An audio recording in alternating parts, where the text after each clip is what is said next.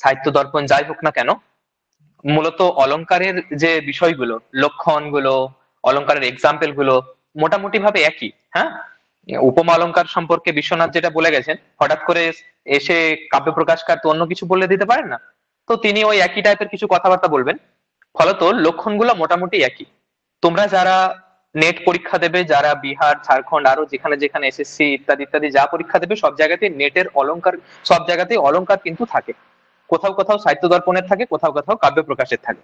মূলত আজকে কাব্য প্রকাশ সম্পর্কে পড়াবো, যেহেতু তোমরা নেটের প্রিপারেশন নিচ্ছ, কিন্তু অবশ্যই মাঝে মাঝে দু চারটে সাহিত্য দর্পণের অলংকারের লক্ষণও বলবো, যেহেতু তোমাদের বুঝতে সুবিধা হবে। কিন্তু যেহেতু সাহিত্য দর্পণ গ্রন্থটা কাব্য প্রকাশের থেকেও সোজা, যারা কাব্য প্রকাশের অলংকার পড়বে, নিজে বুঝতে পারছো না, পড়ে চেষ্টা করছো, তো তাদেরকে আমি এটাই সাজেস্ট করবো যে তোমরা আগে একবার সাহিত্য দর্পণের অলংকারটা পড়ো, ওই পার্টিকুলার অলংকারটি একবার সাহিত্য দর্পণের পড়ে নেবে, তাহলে বুঝতে পারবে।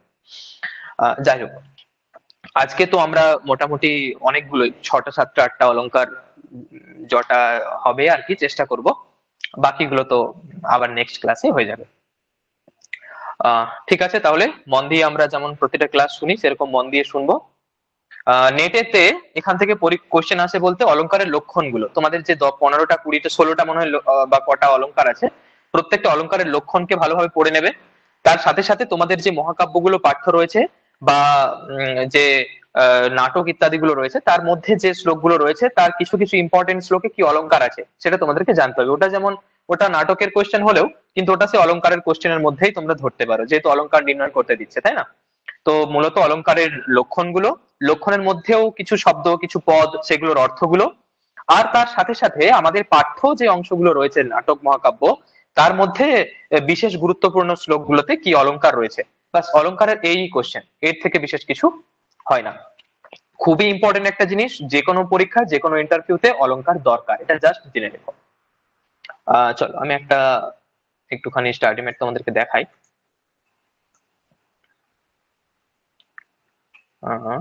হুম, ঠিক আছে। তো আমি এখানে বেশ কিছু লেখা রয়েছে, কিছু কিছু কথা লেখা নেইও। তো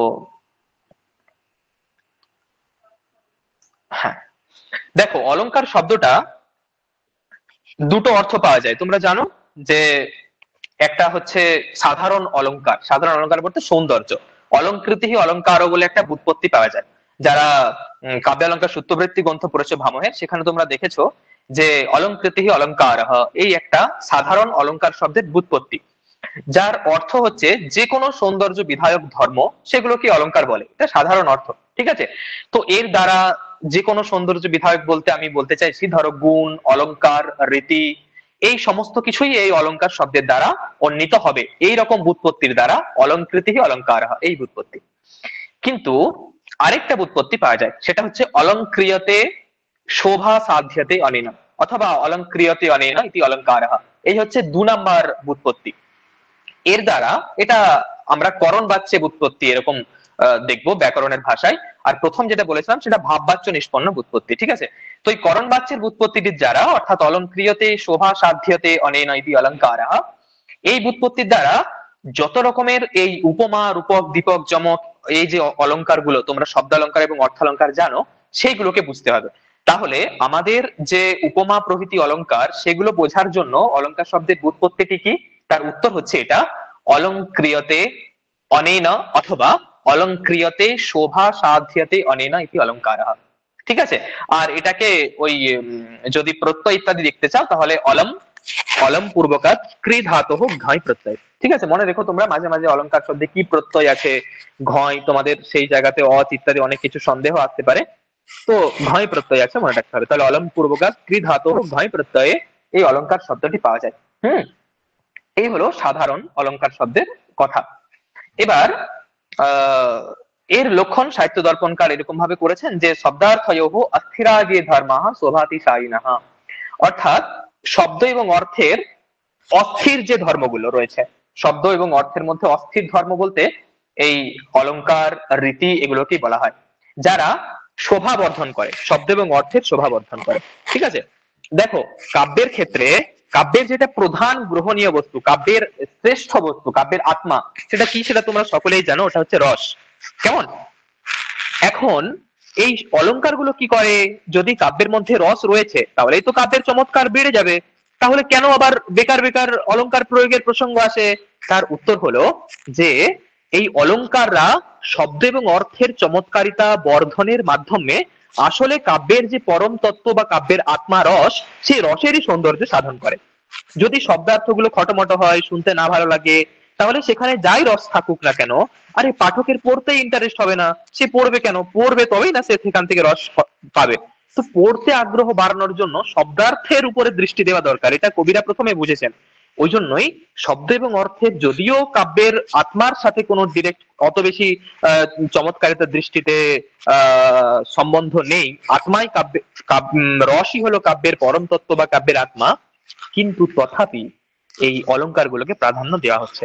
তার কারণ অলংকাররা শব্দ এবং অর্থের সৌন্দর্য সাধন করে, এবং এই শব্দ এবং অর্থই তো আসলে কাব্য আলটিমেটলি।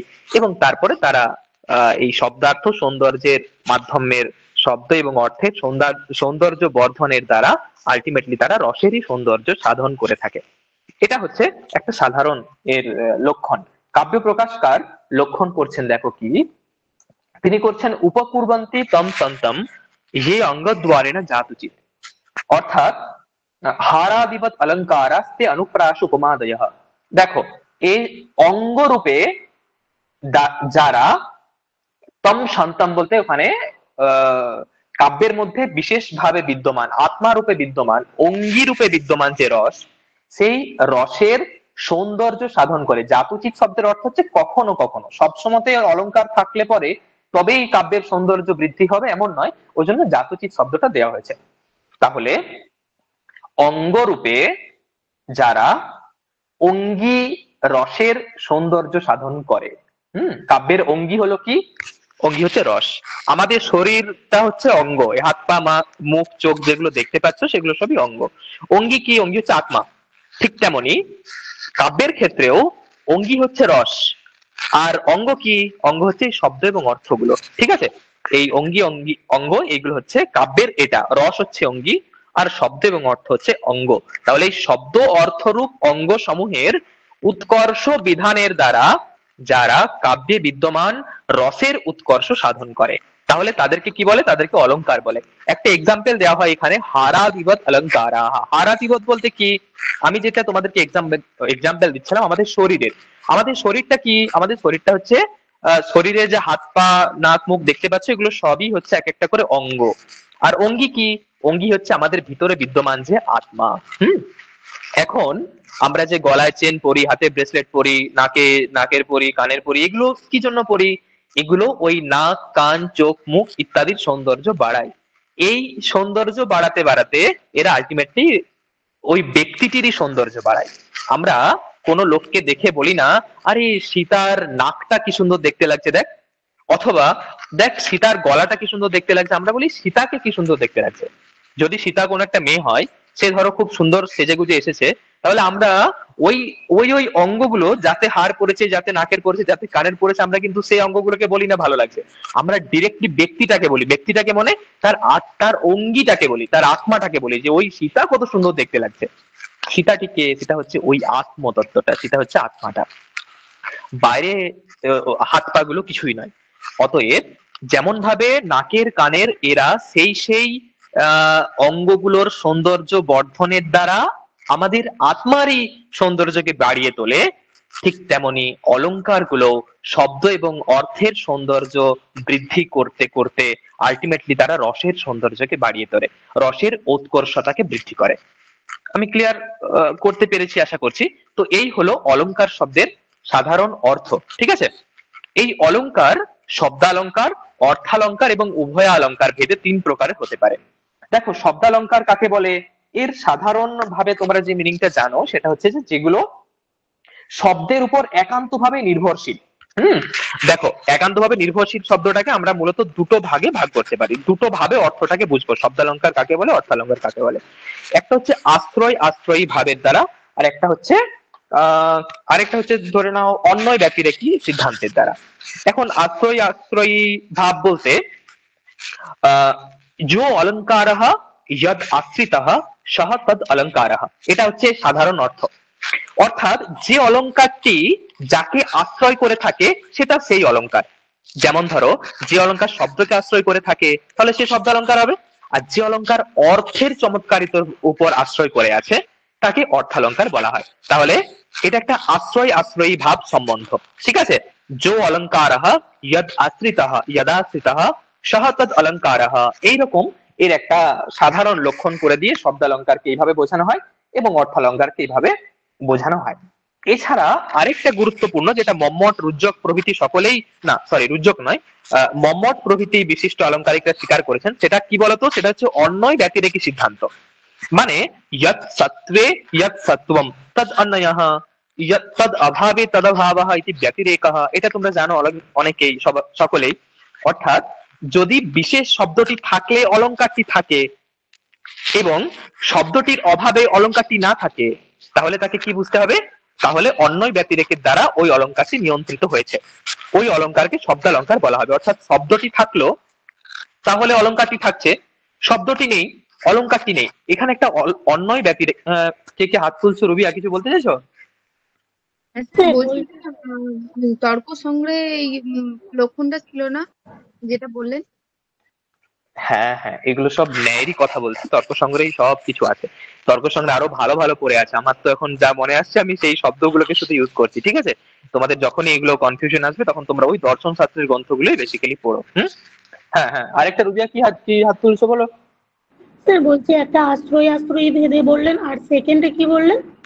অন্যয় ব্যতিরেকী ভাব সিদ্ধান্ত, অন্যয় ব্যতিরেকী সম্বন্ধ, ঠিক আছে।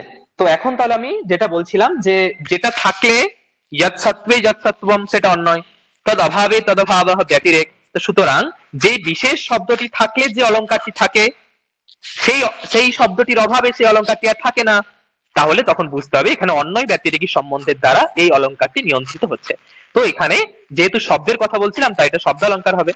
ঠিক তেমনি অর্থের ক্ষেত্রেও ইয় অলঙ্কারঃ, অর্থের ক্ষেত্রেও তাই, যখন একটা সমার্থক আচ্ছা এক সেকেন্ড দাঁড়াও। অর্থের ক্ষেত্রেও তাই একই হবে। ধরো কোনো একটা অর্থটা আমাদের এখানে মেন রাখতে হবে, তাই তো।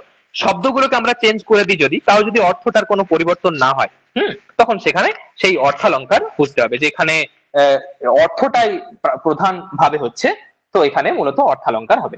যেখানে শব্দগুলো চেঞ্জ করে দিলেও অর্থের পরিবর্তন হবে না, তখন তাকে সেখানে বুঝতে হবে যে এটা অর্থের উপরেই আশ্রয় করে আছে মূলত, তো সেখানে অর্থালঙ্কার হবে। এক্সাম্পল হিসাবে দেখো, একটা সাধারণ এক্সাম্পল তোমাদেরকে দিই। যেমন ধরো রবীন্দ্রনাথের একটা ছোট লাইন, বাজে পুরবীর ছন্দে রবির শেষ রাগিনীর বীণা। বিন, হ্যাঁ, বাজে পুরবীর ছন্দে রবির শেষ রাগিনীর বিন।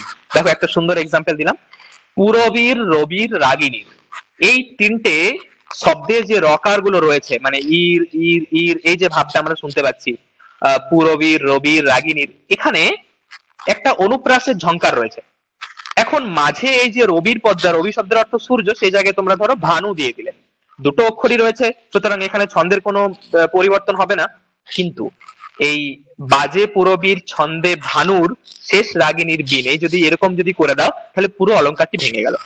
তাহলে তোমাদেরকে বুঝতে হবে এই সম্পূর্ণ অলংকারটি, অনুপ্রাসটি এখানে ওই রবি শব্দটির উপরে নির্ভর করেছিল, ফলত এখানে শব্দালঙ্কার হয়েছে। বুঝতে পারলে?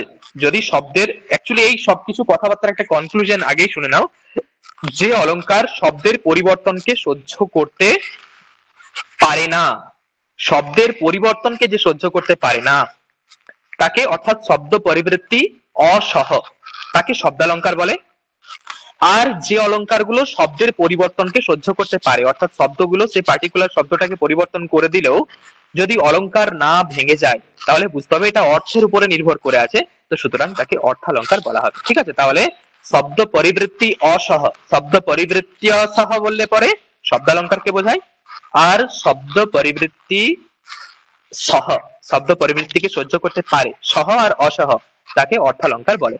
এখন আমি শব্দ পরিবৃত্তিকে সহ্য করতে পারলো না, অর্থাৎ রবি শব্দের জায়গায় ভানু শব্দ দিয়ে দিলে পরে অলংকারটি ভেঙে গেল, তো সুতরাং এখানে কি অলংকার হয়েছে বলো তোমরা? কি অলংকার হলো? শব্দালঙ্কার। হ্যাঁ, এবার আরেকটা অলংকার এক্সাম্পল শোনো। বলছে নয়নে তোমার চপল দৃষ্টি চকিত হরিণী সম। নয়নে তোমার চপল দৃষ্টি চকিত হরিণী সম, এই একটা সুন্দর অলংকার দিলাম। নয়নে তোমার এইটাকে ধরো আমি এইভাবে অন্যভাবে চেঞ্জ করে দিই। চোখে চঞ্চল চাহনি তোমার ত্রস্ত মৃগীর মতো। চোখে চঞ্চল চাহনি তোমার ত্রস্ত মৃগীর মতো। দেখো প্রথম লাইনটাতে উপমা অলংকার ছিল। নয়নে তোমার চপল দৃষ্টি, তোমার নয়নের যে চপল দৃষ্টি সেটা হরিণীর মতো, ঠিক আছে। নিচের লাইনটা তো দিলাম চোখে তোমার চোখের যে চঞ্চল চাহনি সেটাও মৃগীর মতো, হরিণীর মতো। বলো দুটো অলংকার যে লাইনগুলোকে আমি চেঞ্জ করে দিলাম, সব শব্দ চেঞ্জ করে দিয়েছি, অলংকারের কি কোনো চেঞ্জেস হলো? এই নিচের লাইনটা শুনলে কি তোমরা বলবে এখানে অলংকার হয়নি, উপমা অলংকার হয়নি? পরে আর উপমাটা বুঝতে পারবে।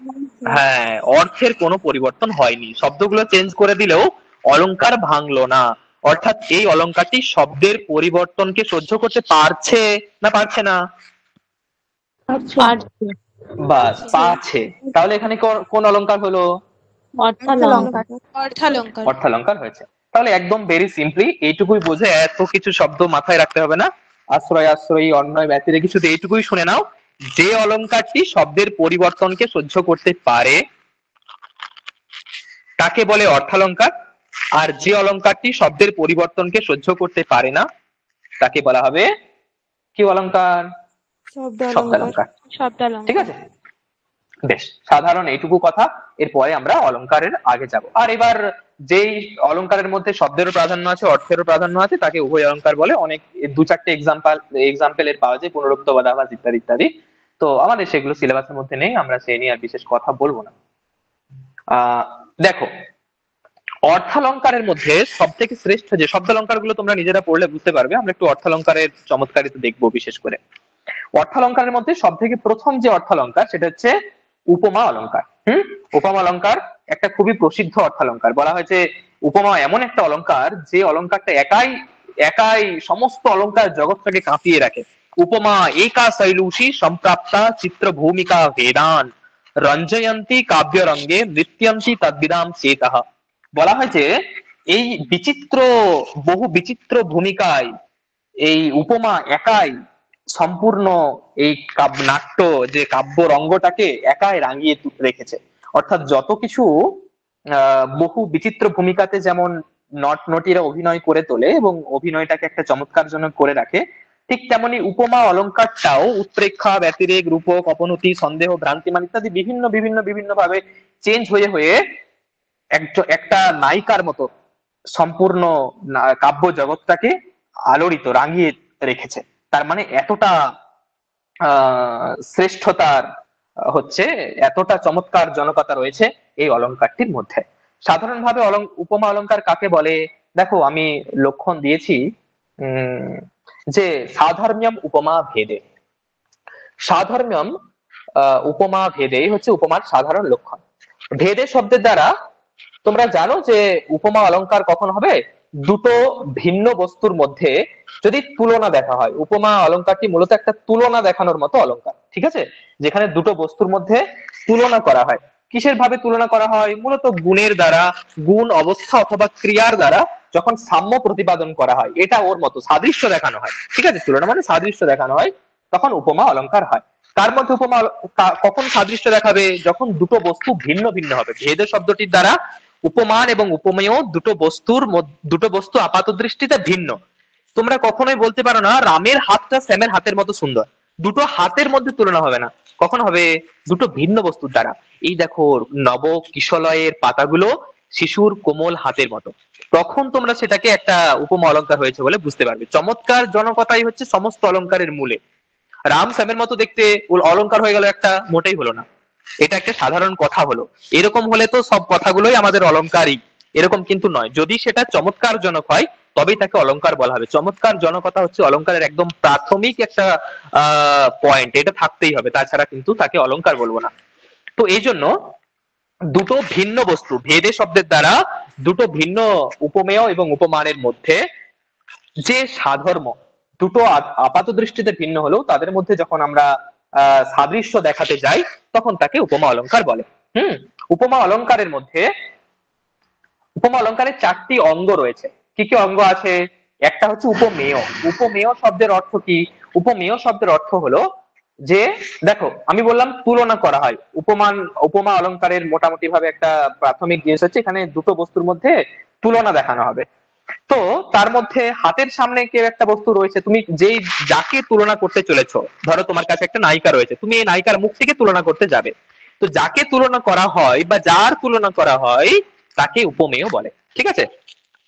তো এর এই ধরো মুখের সাথে চাঁদের তুলনা করছো, তো হাতের সামনে তোমার মুখ রয়েছে, মূলত আমরা সাধারণভাবে বলে দিই যে তোমার সামনে দাঁড়িয়ে আছে সে হচ্ছে উপমেয়। আর যার সাথে যে বস্তুটি দূরে রয়েছে, যাকে টেনে নিয়ে আসছো তুলনা করার জন্য, তাকে উপমান বলে। এটা আমরা ছেলেদেরকে বোঝানোর জন্য ব্যবহার করে থাকি।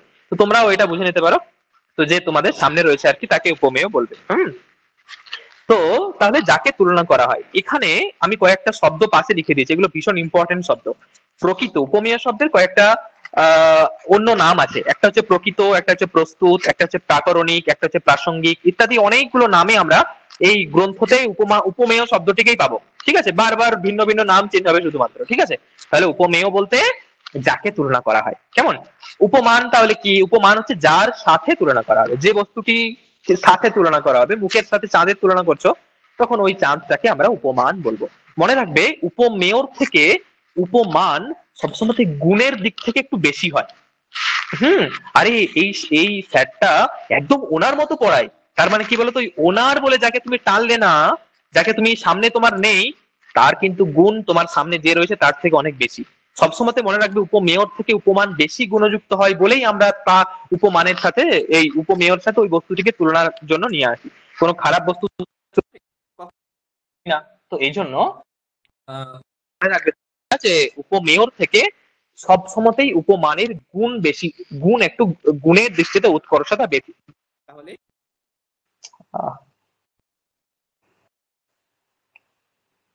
ফোন করি, হ্যাঁ।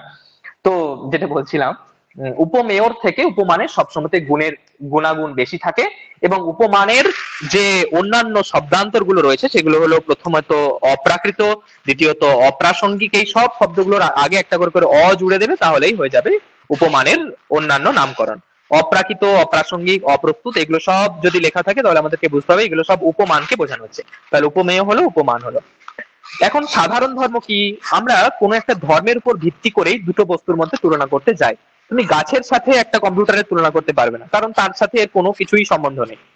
এই যে ধর্মটা দুটো বস্তুর মধ্যে, দুটো বস্তুতেই বিদ্যমান, তাদৃশ যে ধর্ম, যেটা উভয়ত্র সাধারণ, তাকে সাধারণ ধর্ম বলে। ঠিক আছে, তাহলে যে ধর্মটি উপমেয় এবং উপমান উভয়ত্র বিদ্যমান থাকে তাকে সাধারণ ধর্ম বলে। মুখটি চাঁদের মতো সুন্দর, এই যে সৌন্দর্য ধর্মটা, এটা চাঁদের মধ্যেও আছে, মুখের মধ্যেও আছে, ওই জন্যই তুমি তুলনা করতে পারছো দুটোর মধ্যে। ফলত ওটা হচ্ছে সাধারণ ধর্ম।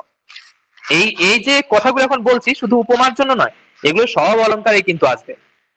সাদৃশ্যবাচক শব্দ কি? সাদৃশ্যবাচক শব্দ হচ্ছে কিছু পার্টিকুলার শব্দ, যেই শব্দগুলো ওই সাদৃশ্যটাকে বুঝিয়ে দেয়। সাদৃশ্যটার বাচক হয়, কখনো কখনো বাচক হয় না, বুঝে নিতে হয়, গম্য হয়। কিন্তু ওই জন্য আমি সাদৃশ্যের গমক বলেছি, যে দ্বারা সাদৃশ্যটা বোঝা যায়, তো তাকে সাদৃশ্যবাচক শব্দ বলে। এটা দু টাইপের হতে পারে। একটা হচ্ছে যথা, ইব, বা, এই টাইপের ইজি, যার দ্বারা খুব সাধারণ, শুনলেই বুঝতে পেরে যায়। মুখম চন্দ্র ইব, এই টাইপের কিছু শব্দ। আর কিছু কিছু কল্প, তুল্য, নিভ, সদৃশ, এই টাইপের কিছু শব্দ। জেনে দেখো, যেটা শোনা মাত্রই এই যথা, ইব, বা, এগুলো কি করে, এগুলো খুব তাড়াতাড়ি অলংকারটাকে বুঝিয়ে দেয়। এই জন্য আমরা এর পরে যখন উপমা অলংকারের ভেদ পাবো, শ্রৌতি এবং আর্থি, তখন আমরা দেখব যে যে শ্লোকের মধ্যে যথা, ইব, বা এগুলোর প্রয়োগ হবে যে উপমার মধ্যে, তাকে শ্রৌতি উপমা বলা হবে। আর যেটাতে এইগুলো প্রয়োগ হবে, কল্প, তুল্য, নিভ, সদৃশ, এই কঠিন কঠিন শব্দগুলো, যেগুলো আসলে ডিরেক্টলি উপমাটাকে বোঝায় না, একটু বিষয়ের অ্যানালাইসিস করে বুঝতে হয় এখানে উপমা অলংকার হয়েছে, সেগুলোকে আর্থি বলা হবে। অর্থ বুঝে উপমা হয়েছে এরকম বলা হলে তাকে আর্থি বলা হয়। আমি একটুখানি পরে আসছি। তো এই হলো সাদৃশ্যবাচক শব্দ, যেইগুলো সাদৃশ্যটাকে প্রকাশ করে দেয়। তোমাদেরকে একটা সুন্দর এক্সাম্পল শোনাই। দেখো, এও যে রক্তের মতো রাঙা দুটি জবা ফুল। দেখো, জবা ফুল আর রক্ত, এই দুটোই বিজাতীয় ধর্ম, কোথায় রক্ত আর কোথায় জবা ফুল, কিন্তু এরা রাঙা, দুটোরই বর্ণ লাল। এই রাঙা নামক এই সাধর্মটার জন্য, সমান ধর্মটার জন্য রক্তের সাথে জবা ফুলের আমরা তুলনা করে দিই। দেখো রক্তের মতো জবা ফুলগুলো একদম লাল, আমরা রাস্তাতে দেখতে পেলেও বলি এই শব্দটা, এও যে রক্তের মতো রাঙা দুটি জবা ফুল। এই এখানে তাহলে এই রক্তটা এবং জবা ফুল, তোমাদের হাতের সামনে কে রয়েছে? জবা ফুল। তুমি নিশ্চয়ই রক্তকে দেখিয়ে বলো না যে এই রক্তটা জবা ফুলের মতো লাল। তুমি জবা ফুল রাস্তার ধারে একটা দেখতে পেলে তাকে বলতে পারো রক্তের মতো লাল। তো সুতরাং জবা ফুলটা কি বলো, কে বলবে? উপমেয়। উপমেয়। উপমেয়। রক্ত কি? উপমান। উপমান। রক্ত হচ্ছে উপমান। এবার বলো দেখি যে এদের মধ্যে সাধারণ ধর্ম কি আছে? রাঙা, লাল। রক্তের মতো রাঙা। হ্যাঁ, লাল, লাল, এক্স্যাক্টলি ঠিক বলেছো। তাহলে উপমেয়, উপমান, লাল। আর এখানে এও যে রক্তের মতো, এই মতটা ধরো ইব শব্দেরই বাংলা বলে দিলাম, তাই না? তো তাহলে এখানে মতটা কি জিনিস? সাদৃশ্যবাচক শব্দ। হ্যাঁ, খুব সুন্দর। তাহলে এই হয়ে গেল আমাদের উপমা অলংকার। দুটো ভিন্ন ভিন্ন বস্তুর মধ্যে এখানে তুলনা করা হচ্ছে এবং বাকি যে অঙ্গগুলোর কথা বললাম সেগুলো সব রয়েছে। আরেকটা তোমাদেরকে বলবো,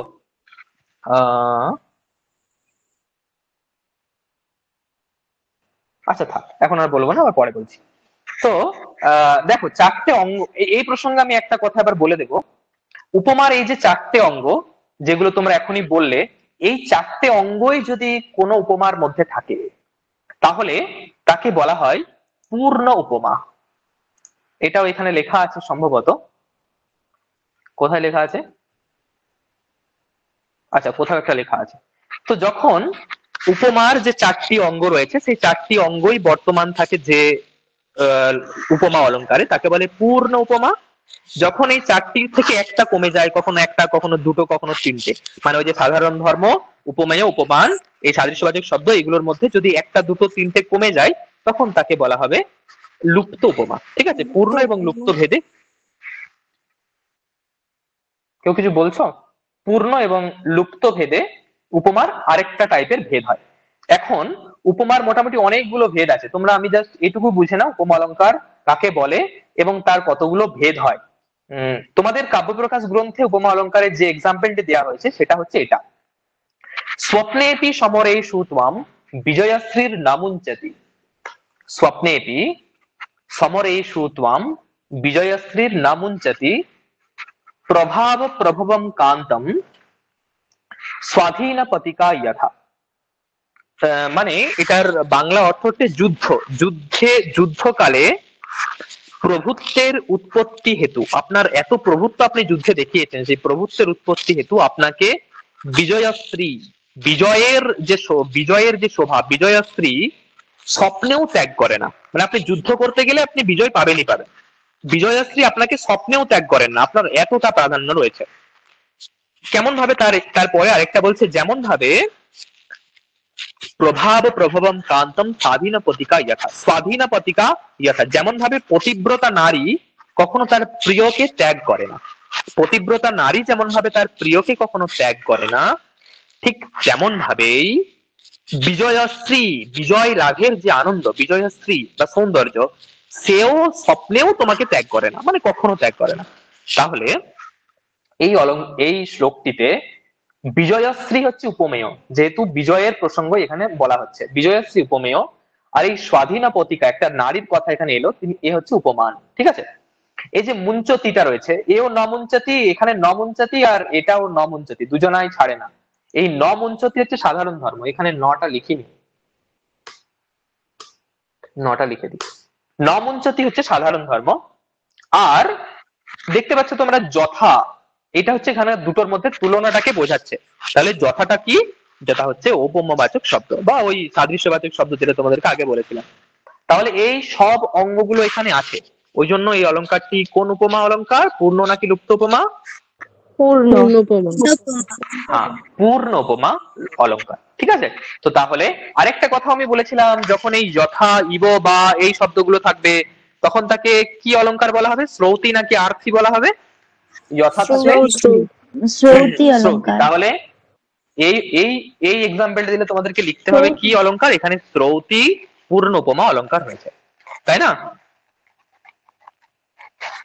ঠিক আছে, তাহলে এই এক্সাম্পলটা এলে তোমরা বুঝতে পারছো এখানে শ্রৌতি আছে এবং পূর্ণ উপমা অলংকার আছে। এরপরে আরেকটা এক্সাম্পলও আছে, দেখো এটা হচ্ছে আর্থির এক্সাম্পল, দেখে নাও। বলা হচ্ছে চকিত হরিণী লোল লোচনায়াহ ক্রুধি তরুণারুণ তারহারি কান্তি সরসিজমিদমাননম চ তস্যাহ সমমতি চেতসি সম্পদম বিধত্তে। চকিত হরিণের মতো চঞ্চল লোচনা, একটা রমণীর কথা বলা হচ্ছে, যে এই রমণীটি কেমন, তার চঞ্চল হরিণের চোখের মতো তারও চোখগুলো চঞ্চল। এটা ক্রোধে প্রভাত সূর্যের কান্তি হরণকারী এই মুখ এবং কমল, এই দুটি সমান বলে মনে হর্ষ উদিত হয়।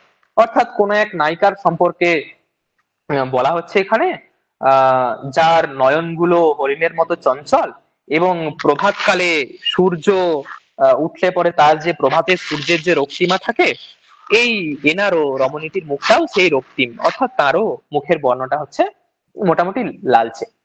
তো এখানেও দেখো আছে যে এখানে কমল হচ্ছে উপমান, নায়িকার মুখ উপমেয়। বুঝতে পারছো, নায়িকার মুখকে সামনে নায়িকা আছে তার জন্য তাকে কমলের সাথে তুলনা করছে। পদ্ম ফুলকে দেখে তো আর কেউ বলে না পদ্মটা কি সুন্দর, দেখো আমার প্রিয়তমার মুখের মতো, এরকম কেউ বলে? কেউ বলে না, বরং প্রিয়তমাকে দেখে বলে যে এটা তোমার মুখটা পদ্মের মতো সুন্দর। তো অতএব নায়িকার মুখ উপমেয়, কমল এখানে উপমান। আর রক্তিম আভা, উভয়ত্রই যে রক্তিমতা রয়েছে সেটা হচ্ছে সাধারণ ধর্ম।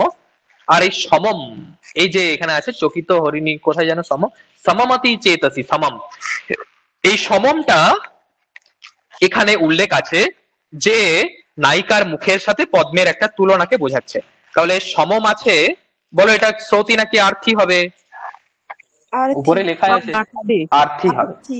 আর এখানেও এই সব অঙ্গগুলো বর্তমান রয়েছে, তাহলে এটা কি হবে, পূর্ণ অথবা লুপ্ত? পূর্ণ উপমা। পূর্ণ। তো এই হলো আমাদের উপমা অলংকার, যেখানে এই রকম সাদৃশ্যবাচক শব্দ থাকবে, উপমেয় উপমান এইসব থাকবে, এবং দুটো বস্তুর মধ্যে একটা তুলনা দেখানো হবে। কি দেখানো হবে? একটা সাদৃশ্য দেখানো হবে, তখন তাকে উপমা অলংকার বলা হবে। উপমা অলংকারের কাব্য প্রকাশকার 25 প্রকারের ভেদ করেছেন। এই সব শ্রৌতি আর্থি, এই মানে শ্রৌতি আর্থি, তার সাথে সাথে পূর্ণ লুপ্ত, তারপরে আবার এই সব বাক্যগত, সমাসগত, তদ্ধিতগত, এরকম করে প্রচুর ভেদ করে আলটিমেটলি 25 প্রকারের ভেদ করেছেন। কোন অলংকারের কটা ভেদ আছে এটা তোমাদের পরীক্ষার জন্য ইম্পর্টেন্ট, সুতরাং তোমাদেরকে এটাও জানতে হবে, কেমন? এরপরে আমি একটা অলংকারে আসবো, সেটা খুবই চমৎকারজনক একটা অলংকার, সেটা হচ্ছে রূপক অলংকার। রূপকটা তোমরা জানো, উপমা অলংকারের এক স্টেপ আগে যেতে হবে। উপমাতে কি হয়? উপমাতে আমরা বললাম যে দুটো বস্তুর মধ্যে তুলনা দেখানো হয়, সাদৃশ্য দেখানো হয়। রূপক অলংকারে কি হয় জানো? আচ্ছা, ইয়েটা স্টাডি মেটটা তোমরা দেখতে পাচ্ছ তো? মেবি দেখতে পাচ্ছ। রূপক অলংকারে কি হয়? রূপক অলংকারে বলা হয় যে যখন বিষয়ের নিষেধ না করে, বিষয় মানে কি? বিষয় মানে উপমেয়। বিষয়ের বা উপমেয়র নিষেধ না করে তার উপর উপমানের অভেদ আরোপ। অর্থাৎ কি করা হয় জানো? দেখো এর তোমাদের কাব্য প্রকাশের লক্ষণটা দেখে নাও। তদ রূপকম অভেদৌয়া উপমান উপমেয়, অর্থাৎ উপমান এবং উপমেয়ের যাদের ভেদ প্রসিদ্ধ রয়েছে সমাজে, তাদের অত্যন্ত সাদৃশ্যবশত যদি অভেদ বর্ণনা করা হয়। অর্থাৎ দুটো বস্তু তো ভেদ আছে, কিন্তু এখানে ভেদ থাকলেও বলা হয় যে একদম এমন ভাবে প্রতিপাদন করা হবে যখন যাতে তোমাদের মনে হবে যে দুটো একদম অভেদ, দুটো একই জিনিস, তাদের ভেদটাকে বোঝা যাবে না। আরোপ, এই রূপক শব্দের মধ্যে যে আরোপ শব্দটা রয়েছে, আরোপ শব্দটির অর্থই হচ্ছে এটা যে একটা বস্তুর উপরে অন্য একটিকে এমন ভাবে স্থাপন করা যাতে দ্বিতীয়টি প্রথমটিকে নিজের রূপে রূপায়িত করে তোলে, এরকম মনে হয়। এই অনুরঞ্জনের ফলে দুটি বিজাতীয় বস্তুকে এক বলেই মনে হয়। তাহলে রূপক হলো একটার উপরে আরেকটাকে এমন ভাবে আরোপ করে দেবে। এখানে অভেদ্য বলে দিয়েছে, মানে এমন ভাবে আরোপ করা হবে যে দ্বিতীয় বস্তুটি নিজেকে প্রথম বস্তুর রূপে রাঙিয়ে তুলবে, এরকম একটা বিষয় হবে। আসলে অতি সাম্য, দুটো বস্তুর মধ্যে সাদৃশ্য উপমা অলংকারে দেখানো হয়, কিন্তু অতি সাম্য দেখানোর জন্য কবিরা এই কাল্পনিক অভেদ আরোপটা করে থাকেন। অভেদ, ঠিক আছে, রূপক হচ্ছে একটা অভেদ প্রধান অলংকার। অভেদ প্রধান, এখানে প্রধান থাকে অভেদটা, কিন্তু অভেদ সর্বস্ব নয়। অভেদের প্রাধান্য এখানে অধিক পরিমাণে থাকে। এক্সাম্পল দেখলে তোমরা বুঝতে পেরে যাবে। একটা কথা বলি, উপমা অলংকারে উপমেয়র প্রাধান্য থাকে বেশি। কেমন? রূপক অলংকারে উপমানের প্রাধান্য বেশি। এই ছোট ছোট ক্লু গুলোকে তোমাদের খাতায় লিখে রাখতে হবে। কেমন? উপমা অলংকারে কে প্রাধান্য থাকে? উপমেয়। রূপক অলংকারে কার প্রাধান্য থাকে? উপমানের প্রাধান্য এখানে সবসময় বেশি থাকে, এটা তোমাদেরকে বুঝতে হবে। তাহলে কি কি এখানে তোমরা পাবে? একটার উপরে আরেকটাকে আরোপিত করে দেওয়া হবে। মতো এসব কিছু থাকবে না, একদম ডিরেক্টলি আরোপ। রুবিয়া কিছু বলতে চাইছো? স্যার বলছি যে ওই বিষয় আর বিষয় বললেন না, বিষয়টা কি উপমান উপমেয় বললেন কোনটা স্যার একবার বলুন। হ্যাঁ, বিষয় হচ্ছে উপমেয় এবং বিষয়ই হচ্ছে উপমান। আর দ্বিতীয়টা প্রথমটার উপরে আরোপ করবেন। এরকম দ্বিতীয়টার প্রথমটা এই শব্দটা ওখানে একদমই অহেতুক ইউজ করেছি। আসলে উপমেয়কে উপমানের উপরে আরোপ করে দেওয়া হয়। হুম দেখো, আরো আরো আরো ভালোভাবে তোমরা বুঝতে পেরে যাবে একটুখানি পরে। একটা দুটো এক্সাম্পল দেখো, তাহলে বুঝতে পেরে যাবে।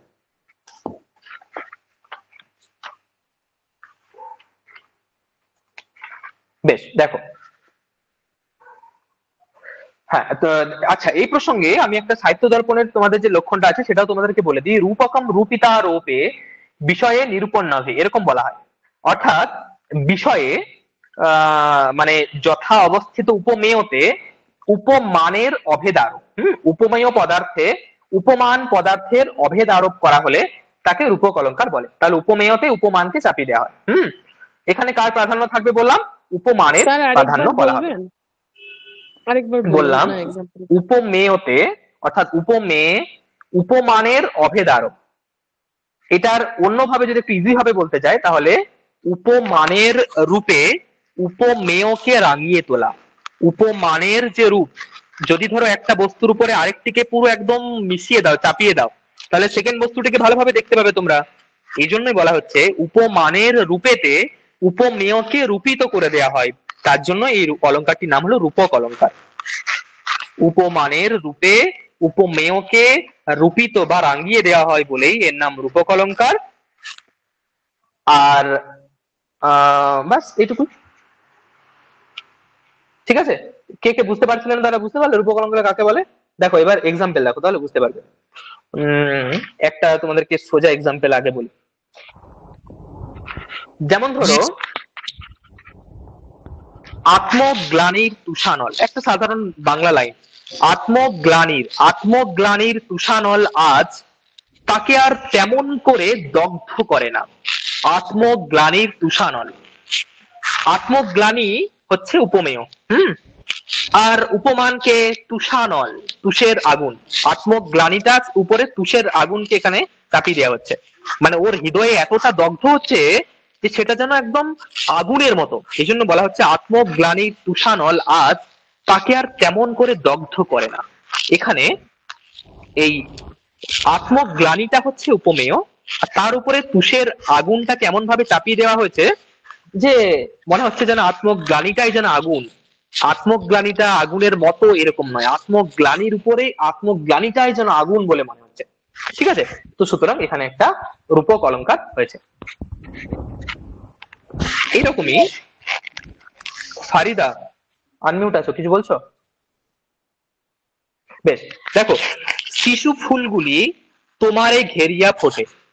শিশু ফুলগুলি তোমারে ঘেরিয়া ফোটে, একটা রমণীর এক্সাম্পল দেওয়া হচ্ছে, যার চারপাশে ছোট ছোট শিশুরা এসে বসে আছে, তাকে বলছে শিশু ফুল। শিশু ফুলগুলি তোমারে ঘেরিয়া ফোটে। দেখো, শিশু আর ফুল দুটো আলাদা আলাদা জিনিস, কিন্তু শিশুর মতো ফুল এসব কিছু বলেনি এখানে। শিশু ফুল মানে একদম শিশুগুলোর উপরে ফুলগুলোকে চাপিয়ে দেওয়া হয়েছে। ঠিক আছে, শিশু ফুলগুলি তোমারে ঘেরিয়া ফোটে। এখানে দেখো একটা জিনিস তোমাদেরকে বলে দিই, উপমান এই রূপক অলংকারে আমি বলছিলাম যেটা সবসময় উপমানের প্রাধান্য থাকে। কি করে বুঝতে তোমরা যে উপমানের এখানে প্রাধান্য হচ্ছে নাকি উপমেয়ের প্রাধান্য হচ্ছে? কে বলবে? শিশু ফুলগুলি তোমারে ঘেরিয়া ফোটে, এটা আমি আগেও একবার বলেছিলাম। শিশু ফুলের মানে সৌন্দর্যটা অধিক বুঝে যাচ্ছে, মানে তার কাছে শিশুকুলের সৌন্দর্যটা আরো বেশি তার থেকে। আচ্ছা ঠিক আছে, আমি বলে দিই, তোমরা আবার যারা আগে শুনেছো তারা মনে করতে পারবে। বাক্যে কার প্রাধান্য রয়েছে সেটা বোঝার জন্য আমাদেরকে ক্রিয়াপদকে দেখতে হয়। হুম, এখন শিশু ফুলগুলি তোমার ঘেরিয়া ফোটে, কে ফুটতে পারে? শিশু ফুটতে পারে নাকি ফুল ফুটতে পারে? বলো কে? ফুল। ফুল। তাহলে হ্যাঁ, এখন ফুলগুলোকে দেখিয়ে তো বলছে না যে ফুলগুলো শিশুর মতো। শিশু আর ফুল এই দুটোর মধ্যে উপমেয়কে এবং উপমানকে তাড়াতাড়ি বলো।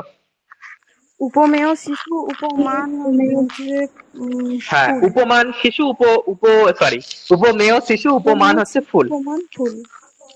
হ্যাঁ, এবার ফোটে ক্রিয়াপদটা কাকে লক্ষ্য করে হলো? তাহলে উপমানকে লক্ষ্য করে। ঠিক আছে, তাহলে বাক্যে কার প্রাধান্য হয়ে গেল? উপমানের না উপমেয়ের? উপমানের। হ্যাঁ, উপমানের। উপমানের প্রাধান্য হলো বলে এখানে কি অলংকার হলো? রূপক নাকি উপমেয়? উপমা? রূপক। বাস, ফ্যান্টাস্টিক। এইটুকুই তোমাদেরকে, জাস্ট এই ছোট ছোট ক্লু গুলো তোমাদেরকে জানতে হবে। বাক্যে যার প্রাধান্য থাকবে, এই সরি, ক্রিয়াপদটি যাকে লক্ষ্য করে বাক্যে বসে সে সবসময় বিশেষ্য, সেটাই বাক্যের প্রধান পদ হয়। এখন এই রূপক অলংকারে দেখো, আগে যে এক্সাম্পলটা দিলাম না, আত্মগ্লানির তুষানল আজ তাকে আর দগ্ধ করে না। আত্মগ্লানি, দগ্ধ করা শব্দের অর্থ কি? জ্বালিয়ে দেওয়া। কে আত্মগ্লানি শরীরটাকে দাও দাও করে জ্বালিয়ে দিতে পারে নাকি তুষানল পারে? তুষানল পারে। তো সুতরাং ক্রিয়াপদটি কাকে লক্ষ্য করে হয়েছে? উপমানকে লক্ষ্য করে। হ্যাঁ, উপমানকে লক্ষ্য করে, তুষানলকে লক্ষ্য করে। ফলত এখানে কোন অলংকার হয়েছে? রূপক অলংকার। রূপক। হ্যাঁ, এবার আগে এক্সাম্পল গুলো যেগুলো দিয়েছিলাম উপমা অলংকারে, সেগুলোতে দেখবে আমি যতগুলো এক্সাম্পল দিয়েছি সেই সবগুলোতেই কিন্তু ওই একটা কি যেন এক্সাম্পল তোমাদেরকে দিলাম, এই যে এও যে রক্তের মতো রাঙা দুটি জবা ফুল, এখানে কি কোনো ক্রিয়াপদ ছিল? আচ্ছা, এটা তো কোনো ক্রিয়াপদ নেই, তাহলে এটা বাদ দাও। অন্য আরেকটা এক্সাম্পল, আচ্ছা যাই হোক, যখনই তোমরা উপমা অলংকার দেখতে পাবে সেখানে দেখবে সবসময় ক্রিয়াপদটি উপমেয়কে লক্ষ্য করেই বসেছে, ফলত সেগুলোতে উপমা অলংকার হবে। কখনো কখনো এমন শব্দ পাওয়া যায় যেই শব্দগুলো উপমা অলংকারও হতে পারে, রূপক অলংকারও হতে পারে। সেক্ষেত্রে তোমাদেরকে একটুখানি ধ্যান দিতে হয়। যেমন ধরো মুখচন্দ্র, মুখচন্দ্র অলংকার যদি এইটুকু পদ দিয়ে দেয়, মুখচন্দ্র, এখানে কোন অলংকার আছে? তোমরা কি বলবে? কিছুই বলবে না। হ্যাঁ, রূপক বলবে, কেউ কেউ উপমা বলবে, যার যা মন হবে সে বলবে। এটার দুটো ভাবে ব্যাখ্যা করা যায়। এক হচ্ছে মুখম, মুক্তি চাঁদের মতো, মুক্তি চাঁদি, মুখম এব চন্দ্রহ, তাহলে কি হবে? রূপক অলংকার হয়ে যাবে। মুখটা চাঁদি মানে একদম জাস্ট চাঁদকে আরোপ করে দেওয়া হয়েছে মুখের উপরে, তখন রূপক অলংকার। মুক্তি চাঁদের মতো, মুখম ইব চন্দ্র, তখন সেক্ষেত্রে উপমা অলংকার। তাই তো, উপমা অলংকার, রূপক অলংকার দুটো অলংকারই হতে পারে। অতএব একটা যদি পদ দিয়ে তোমাদেরকে জিজ্ঞেস করে এখানে কোন অলংকার হয়েছে, তখন তোমাদেরকে বলতে হবে মুখচন্দ্র শব্দটাতে রূপক অলংকারও হতে পারে এবং উপমা অলংকারও হতে পারে। কিন্তু এর পরে যদি একটা কিছু শব্দ দেয়, মুখচন্দ্রঃ প্রকাশতে, তখন কোন অলংকার হবে? মুখচন্দ্রঃ প্রকাশতে। সেক্ষেত্রে রূপক। প্রকাশতে ক্রিয়াপদটি, হ্যাঁ রূপক। একদম এক্স্যাক্টলি, এই তো তোমরা খুব সুন্দর বুঝে গেছো। সেক্ষেত্রে রূপক অলংকার হবে, যেহেতু চাঁদই প্রকাশিত হতে পারে, মুখ পারে না। আর যদি ধরো একটা কিছু দিয়ে দেয় মুখচন্দ্রম, মুখচন্দ্রম, চলো চুম্বতী বলে না, চুম্বতী, মুখচন্দ্রম চুম্বতী, তখন কি হবে? চাঁদকে কেউ চুম্বন করতে পারে না। হ্যাঁ হ্যাঁ, উপমা হবে, উপমা অলংকার। হ্যাঁ উপমা হবে। কে যাবে চাঁদকে চুম্বন করতে? ইম্পসিবল। ওই জন্য এটা হবে উপমা অলংকার। কিন্তু মুখচন্দ্রম পশ্যামি এরকম যদি একটা বিচ্ছিরি বাক্য দিয়ে দেয়, তখন কি অলংকার হবে? তখন দুটোই বলতে হবে, কারণ মুখকেও দেখতে পারো, চাঁদকেও দেখতে পারো। ঠিক আছে, সুতরাং সেক্ষেত্রে মুখ, চাঁদও উভয়েরই প্রাধান্য আছে বলে তোমাদেরকে বুঝতে হবে। মানে দুটো পদই পশ্যামি ক্রিয়াপদের সাথে অন্বিত হতে পারে বলে তোমাদেরকে বুঝতে হবে, যেখানে দুটো অলংকারই কিন্তু হতে পারে। কি বুঝেছো? বুঝে গেছো সবাই? কেউ না বুঝতে? বাহ, খুবই সুন্দর। চলো এবার তোমাদেরকে একটা রূপক অলংকারের এক্সাম্পল এখানে দেখিয়ে দিই। দেখো রূপক অলংকারেরও অনেক প্রভেদ আছে, কেমন? এই দেখো এখানে রয়েছে অত্যন্ত, এই কাকে অভেদ বলে তার একটা আমি লক্ষণ দিয়ে দিয়েছি এখানে। অতি সাম্যাদ অনপনহুতা ভেদয়োহ অভেদঃ, অত্যন্ত সাদৃশ্যের কারণে ভেদ প্রসিদ্ধ আছে যাদের, এমন উপমার এবং উপমেয়ের অভেদ বর্ণনে রূপক অলংকার হয়। অত্যন্ত সাদৃশ্যের কারণে অলরেডি ভেদ প্রসিদ্ধ রয়েছে, তাদৃশ উপমেয় এবং উপমানের মধ্যে অভেদ বর্ণনা করা হলে এই তখন তাকে রূপক অলংকার বলা হবে। রূপক অলংকারের অনেকগুলো ভেদ হয়, সাধারণভাবে সাঙ্গ, নিরঙ্গ এবং পরম্পরিত ভেদে 3 প্রকার হয়। এদের আবার সমস্ত বস্তু বিষয়ক, একদেশ বিবর্তী, এরকম করে অনেকগুলো ভেদ আছে। স্ক্রিনশট নিয়ে নাও, পরে তোমরা এই ভেদগুলোকে দেখে নিও। পরীক্ষাতে এরকম বিশেষ ভেদের এক্সাম্পল এরকম আসবে না, কখনো আসেনি। তো শুধুমাত্র তোমাদের জানার জন্যই আমি এখানে লিখেছি, তো এগুলো দেখে নাও। আমি আরো দুটো একটা অলংকারের বৈশিষ্ট্য বলি। দেখো একটা এক্সাম্পল এখানে দেখো, জ্যোৎস্না ভস্মচ্ছুরণ ধবলা বিভ্রতি তারকাক্ষির নন্তর্ধান ব্যসন রসিকা রাত্রির কাপালিकीयं দ্বীপা দ্বীপম ভ্রমতি দধতি চন্দ্রমুদ্রা কপালে ন্যস্তম সিদ্ধাঞ্জন পরিমলম লাঞ্ছনস্য ছলেন। বলো তো এটা কোথা থেকে নেওয়া হয়েছে? কে কখনো শুনেছো এটাকে? কেউ জানো কোথা থেকে নেওয়া হয়েছে? সঙ্গমে না বুঝলি না? এটা এটা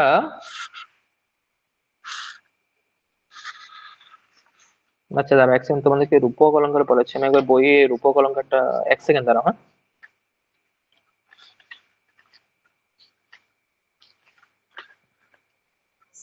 স্যার এটা কি শিশুপাল বধ থেকে নেওয়া হয়েছে? এটা কোথা থেকে যে নেওয়া হয়েছে, জ্যোৎস্না, এটা এমনি নর্মাল কোন একটা জায়গা থেকে নেওয়া হয়েছে। মানে এটা বিশেষ কোন বই থেকে নেওয়া হয়েছে এটা পরে মনে পড়লে আমি বলে দেবো। এই মুহূর্তে আমি ভাবছিলাম আমি যেটা ভাবছিলাম সেখান থেকে এটা নেওয়া হয়নি, ওই জন্য আমি আর বলছি না আর কি। যাই হোক, আমার নিজের মনে পড়লে আমি বলবো। তো দেখো বলা হচ্ছে যে না, এটা জ্যোৎস্না, এটা সম্ভবত মৃচ্ছকটিকমের একটা লাইন, বুঝলে? একদমই তাই মনে হচ্ছে আমার, তাও আমি পরে বলবো। একটা স্বপ্ন, ওই ওই বসন্ত সেনার বেরিয়ে পড়েছে সেই অন্ধকারের একটা কোন, একদমই মনে হচ্ছে একদম। তোমরা মৃচ্ছকটিকটা একবার দেখবে, আর তাছাড়া ওখানেই আছে। স্যার ওই যখন মৃচ্ছকটিকমে নেই?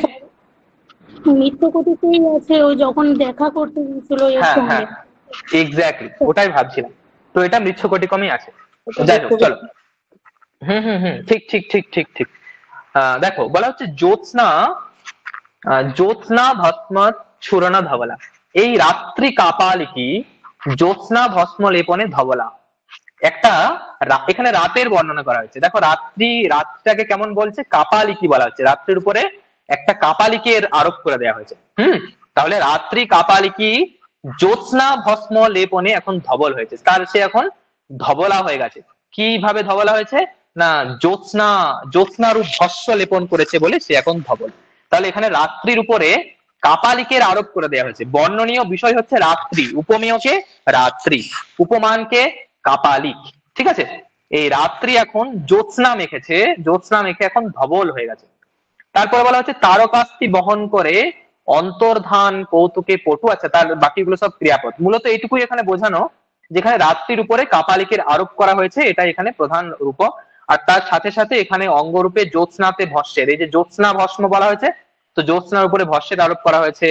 তারপরে আরো অনেকগুলোতে তারকার উপরে অস্থির, এই তারকাস্থি আছে, তারকা গুলোকে হাড়ের অস্থির সাথে তুলনা করা হয়েছে, এই তুলনা হয়নি, আরোপ করা হয়েছে। তো এইভাবে এখানে আরো অনেকগুলো অঙ্গভূত যে অংশগুলো রয়েছে তাদেরও পরস্পর পরস্পরের উপর আরোপিত হয়েছে বলে এটা সাঙ্গ রূপকের একটা, রূপকের এক প্রকারের প্রভেদ হয় যেটাকে সাঙ্গ বলে। তো এটা সাঙ্গ রূপক হয়েছে এখানে। এখানকার মূলত বর্ণনীয় বিষয় রাত্রির উপরে কাপালিকের আরোপ করে দেওয়া। ঠিক আছে, তো যাই হোক, এই জন্য এখানে রূপক অলংকার হয়েছে। এরপরে তোমাদেরকে আরেকটা বিশেষ অলংকার বলবো, সেটা হচ্ছে উৎপ্রেক্ষা অলংকার। দেখো এই উৎপ্রেক্ষা অলংকার নিয়ে বহু রকমের কনফিউশন থাকে, ওই জন্যই বলছি। আর আর দুটো অলংকার তাড়াতাড়ি করে শেষ করে দেবো যাতে তোমরা একটুখানি শিখে যাও অলংকার। হ্যাঁ, দেখো উৎপ্রেক্ষা একটা এটাও একটা খুব ভালো অলংকার এবং একটা খুব প্রসিদ্ধ অলংকার বলা হয়।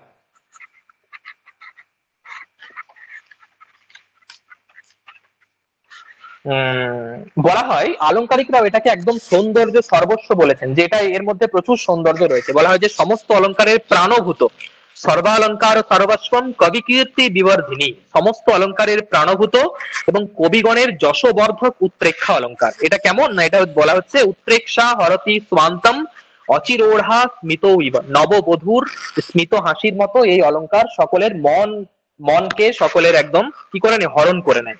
ঠিক আছে, তাহলে এটাও একটা শ্রেষ্ঠ অলংকার হিসাবে তুলনা রাখা হয়। উৎপ্রেক্ষা অলংকারের ব্যুৎপত্তিগত অর্থ হচ্ছে একটা ঊর্ধ্বগামিনী প্রেক্ষা, ঊর্ধ্বগামিনী দৃষ্টি। ঠিক আছে, যে কোনো বস্তুর ভাবনাকালে ভাবনাকারীর দৃষ্টি সবসময়তেই ঊর্ধ্বগামী হয়ে থাকে। আমরা যখনই কিছু বলি তখনই আমরা একটু বাড়িয়ে বাড়িয়েই সবসময় বলি, যখন কোন একটা বিষয় নিয়ে আমরা চিন্তা করি। এই যেমন কবিরা কত ভালো ভালো তুলনা করে, একটু বেশি বেশি বাড়িয়ে বাড়িয়ে বলে না, এইটাই হচ্ছে মূলত ঊর্ধ্বগামী একটা দৃষ্টি। তো যে কল্পনায় কবি প্রতিভা উৎকর্ষ প্রাপ্ত হয় তাই উৎপ্রেক্ষা এরকম বলা হয়। অথবা যে অলংকারে কবির সৌন্দর্য দৃষ্টিটা একদম আকাশচারী হয়ে থাকে, একদম ঊর্ধ্বগামী দৃষ্টি।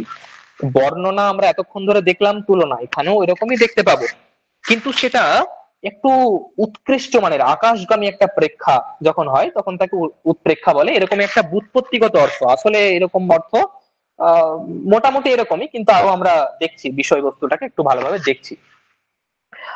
মূলত দেখো,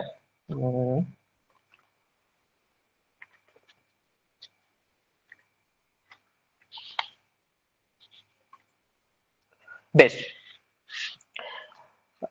লক্ষণ দেখো করা হচ্ছে সম্ভাবনা মতোৎপ্রেক্ষা প্রকৃতস্য সমেনয়ৎ, অর্থাৎ প্রকৃতির অর্থাৎ উপমেয়ের উপমানের সাথে সম্ভাবনা দেখানো হলে উৎপ্রেক্ষা অলংকার হয়। বলা হয়েছে উপমেয় পদার্থের মানে প্রবল সাদৃশ্যবশত যদি উপমেয়কে উপমান বলে প্রায় নিশ্চিত হয়ে বলা হয় তখন উৎপ্রেক্ষা অলংকার হয়। কাকে কখন উৎপ্রেক্ষা অলংকার হয়? যদি উপমেয়কে উপমান বলেই প্রায় নিশ্চিত জ্ঞান হয়ে যায় তখন উৎপ্রেক্ষা অলংকার হয়। কি বললাম, আবার রিপিট করছি, উপমেয়কে উপমান বলেই মনে হয়, উপমেয়টাকে মনে হয় তাহলে এটা তো উপমানই, এইরকম মনে হয়, প্রবল সাদৃশ্যবশত এরকম যে একটা উৎকট সম্ভাবনা দেখানো হয় তাকে এই উৎপ্রেক্ষা অলংকার বলে। ঠিক আছে, দেখো সম্ভাবনা শব্দটির অর্থ হচ্ছে সম্যক ভাবনা। সম্ভাবনা মানে আজ বৃষ্টি হওয়ার খুব সম্ভাবনা আছে, বুঝলে, এইরকম সম্ভাবনা নয়, গেস এরকম কিন্তু নয়। সম্ভাবনা শব্দের অর্থ হচ্ছে সম্যক ভাবনা, অর্থাৎ উপমেয়কে উপমান রূপে সম্যক অবধারণা যদি করা দেখানো হয় তখন তাকে উৎপ্রেক্ষা অলংকার বলে। ক্লিয়ার? এখানে একটা পক্ষে অধিক পরিমাণে ভর দেওয়া হয়। উপমা অলংকারের ক্ষেত্রে বললাম মুখকে চাঁদের মতো মনে হচ্ছে, এখানে দুটো অলংকার, দুটো উপমেয় এবং উপমানের সমান প্রাধান্য মোটামুটি ভাবে মানে দুজনাকেই সমান ভাবে বর্ণনা করা হয়। কিন্তু এই উৎপ্রেক্ষা অলংকারে উপমানের উপরে অধিক পরিমাণে জোর দেওয়া হয়, উপমেয়টাকে উপমান বলেই প্রতিপাদন করতে চাওয়া হয়, এই জন্য এখানে উপমানের অধিক পরিমাণে উপমানের উপরে বল দেখানো হয় উৎপ্রেক্ষা অলংকারে। কেমন? আসলে সম্ভাবনা হচ্ছে, আমরা মূলত দুটো শব্দ জানি, একটা হচ্ছে সন্দেহ বা সংশয় আর একটা হচ্ছে নিশ্চিত। সংশয় মানে কি?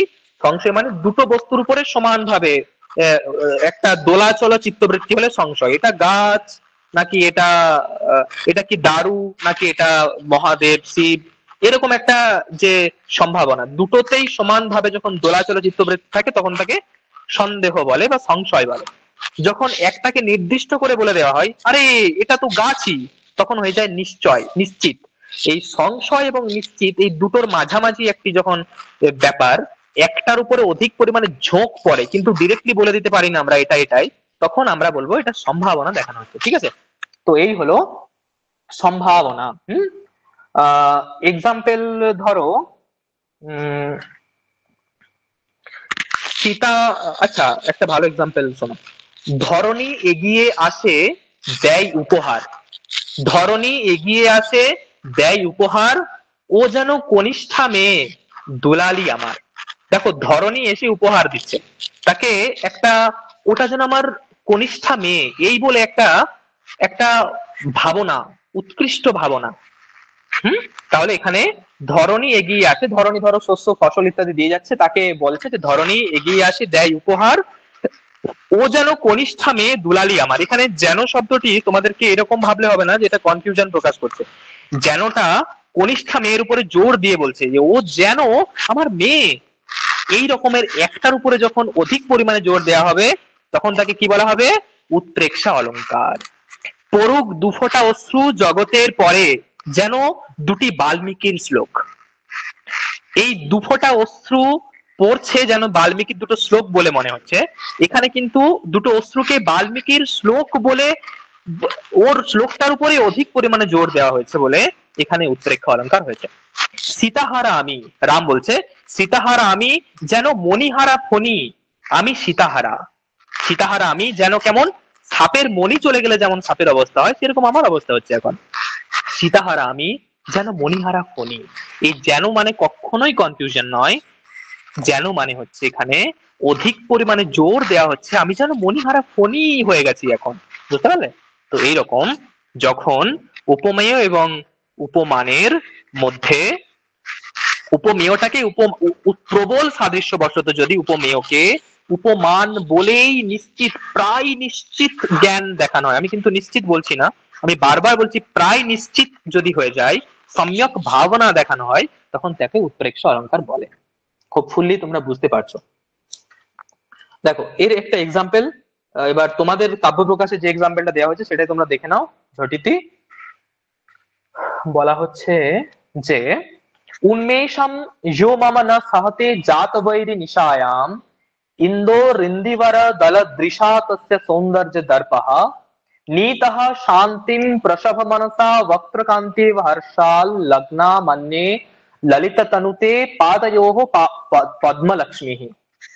একটা অসাধারণ সুন্দর পংক্তি বলছে যে হে সুন্দরী, যে রাত্রে আমার বিকাশ সহ্য করতে পারে না, মানে এটা এই কথাগুলো বলছে আসলে পদ্ম ফুল বলছে, ঠিক আছে? বলছে যে হে সুন্দরী, যে রাতে আমার বিকাশ সহ্য করতে পারে না, আমার জন্ম শত্রু, না এটা আচ্ছা দেখো শ্লোকটাকে কে বলছে। বলা হচ্ছে হে সুন্দরী, যে রাত্রে আমার বিকাশ সহ্য করতে পারে না, আমার জন্ম শত্রু সেই চন্দ্রের দর্প নীল পদ্মের মতো দৃষ্টিযুক্তা এই রমণীর মুখকান্তি দ্বারা সবলে বিনষ্ট হয়েছে, এই ভেবে হর্ষ ভরে পদ্মশ্রী মনে হয় তোমার পদলগ্ন হয়েছে। না না, ইয়ে পদ্ম কিছু কথা বলেনি, কোন একটা নায়ক তার নায়িকাকে বলছে যে তোমার পায়ে এখন যেন পদ্মশ্রী চলে এসেছে, মানে পদ্মের সৌন্দর্য যেন তোমার পদলগ্ন, মানে তোমার পাটি সুন্দর মতো, তোমার পাটি কিসের মতো? পদ্ম ফুলের মতো। এটা হচ্ছে মূলত এখানকার বর্ণনীয় বিষয়। কিন্তু সেটাকে কিভাবে প্রতিপাদন করা হচ্ছে দেখো, বলা হচ্ছে যে বলা হচ্ছে যে পদ্ম ফুলটা খুশি হচ্ছে, কি ভেবে খুশি হচ্ছে? যে যে রাতে আমার বিকাশ সহ্য করতে পারে না, অর্থাৎ চাঁদ, সেই চাঁদের যে দর্প, সেই দর্পটা এই রমণীর মুখের সৌন্দর্য বিনাশ করে দিচ্ছে। এটা দেখে পদ্ম ফুলটা যেন খুব খুশি হয়েছে এবং সে খুশি হয়ে তোমার পায়ের কাছে এসে তোমার পদলগ্ন হয়েছে, অর্থাৎ পদ্মের সৌন্দর্য এখন তোমার পায়ের সৌন্দর্যের তুল্য। এইভাবে তার প্রিয় তোমার পায়ের বর্ণনা করছে। তো এখানে একটা যেন, এই যে এটার ব্যাখ্যা কি করে দিয়েছি আমি বইয়ে? না দেখো, এখানে উপমানভূতা নায়িকার স্বাভাবিক যে পদশোভা তা পদ্ম শোভা বলে সম্ভাবনা দেখানো হয়েছে, যে স্বাভাবিক যে তার পায়ের শোভাটা সেটা এখানে ওই পদ্ম ফুলের শোভার, যেন পদ্ম ফুলের শোভা এই বলে এখানে একটা সম্ভাবনা প্রায় নিশ্চিত একটা দেখানো হচ্ছে বলে এখানে কি হয়েছে, এখানে হচ্ছে উৎপ্রেক্ষা অলঙ্কার হয়েছে। এখানে মন্যে একটা শব্দ আছে, এরকম মন্যে, এরকম শব্দগুলো থাকে। যথা, মন্যে, মনে হচ্ছে যেন, মনে হয় তোমার পদলগ্ন হয়েছে। তো এই মনে হয় শব্দটি একটা উৎপ্রেক্ষা অলঙ্কার বোঝার একটা জায়গা। এইসব শব্দগুলো তোমরা উৎপ্রেক্ষা অলঙ্কারে কিন্তু পেয়ে যাবে। আমার মনে হয়, আমি ভাবছি, এই টাইপের শব্দ উৎপ্রেক্ষাতে মূলত দেখা যায়। যথা, হ্যাঁ, নুনম, এরকম শব্দ কিন্তু থাকে। তো এই হলো উৎপ্রেক্ষা অলঙ্কারের একটা বিষয়। আর কি অলঙ্কার তোমাদেরকে বলবো? আচ্ছা অপনহুতি বলি। আহ দেখো, অপনহুতি অলংকার কাকে বলে জানো? অপনহুতি হচ্ছে প্রকৃত বা উপমেয়কে যখন নিষেধ করে, উপমেয়কে নিষেধ করে, আচ্ছা এক সেকেন্ড দাঁড়াও।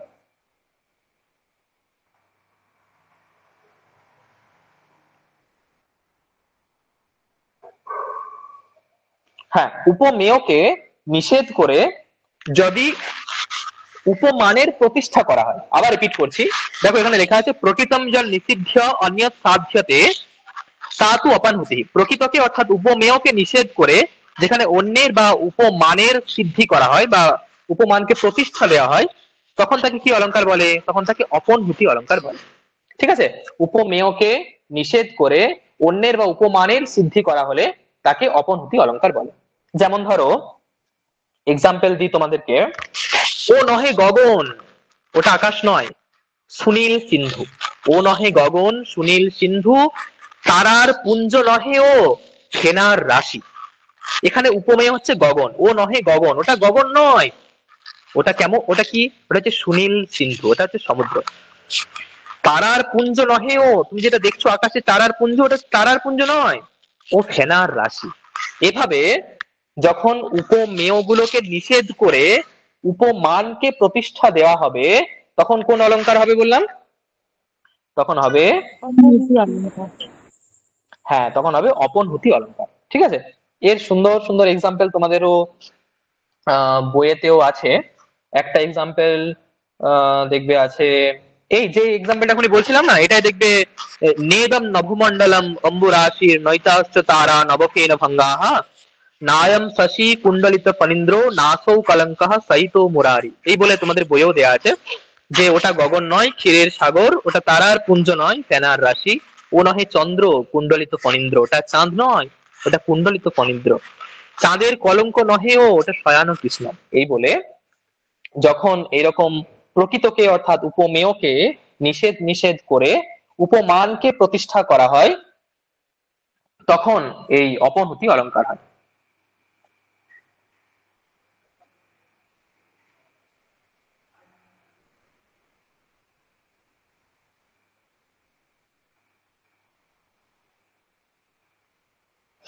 বেশ, নেক্সট আমরা আরেকটা ভালো অলংকার দেখি। আচ্ছা, এটা তোমাদের বইয়ে যে এক্সাম্পল দেওয়া আছে সেটা তোমরা একবার দেখে নাও। আহ এই দেখো,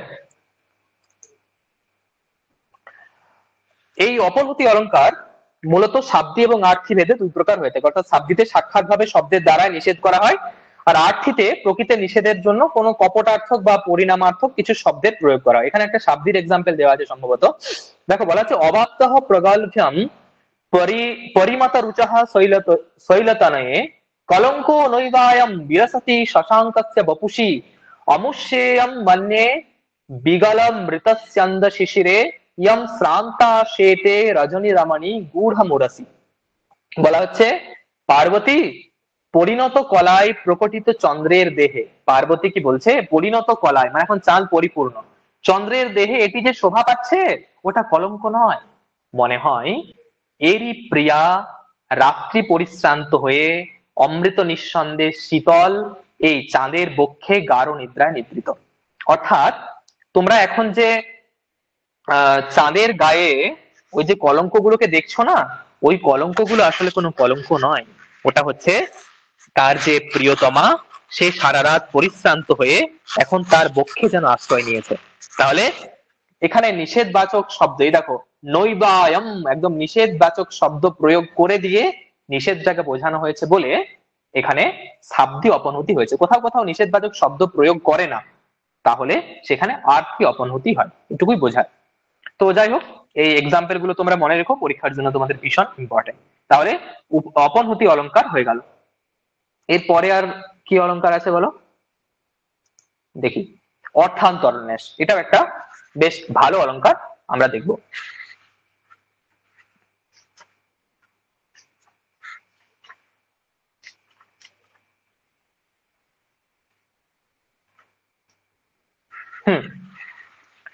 দেখো, কাব্যপ্রকাশকার অর্থান্তরন্যাসের এক্সাম্পল হিসাবে দিচ্ছেন সামান্যম বা বিশেষো বা তদন্যেন সমর্থ্যতে ইয়ত্তু স্ব অর্থান্তরন্যাসঃ সাধর্মেণ ইতরেণ বা। আমরা অনেক বাক্যতে একটা সামান্য অংশ দেখি, একটা বিশেষ অংশ দেখতে পাই।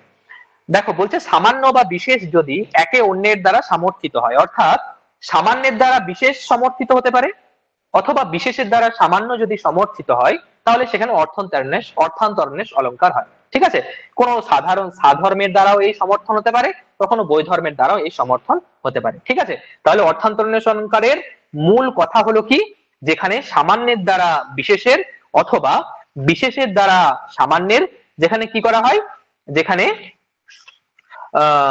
যেখানে সমর্থন দেখানো হয়। ঠিক আছে, তখন কোন অলংকার হবে, তখন এই অর্থান্তরন্যাস অলংকার হয়।